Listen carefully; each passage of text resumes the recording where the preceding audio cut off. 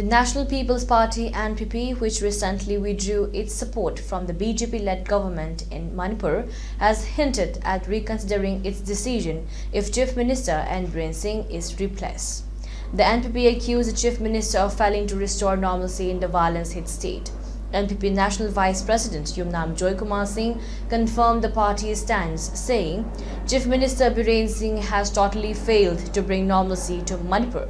This was the main reason for our national president Conrad Sangma to withdraw support. If he is replaced, the NPP may reconsider its position.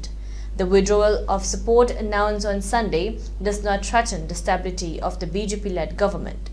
With 32 MLAs in the 60-member House, the BJP holds an absolute majority, supplemented by the Naga People's Front, NPF and JDU. Despite the withdrawal, 3 of the NPP's 7 MLAs attended a meeting chaired by the Chief Minister on November 18, with Joykumar Singh attributed to confusion.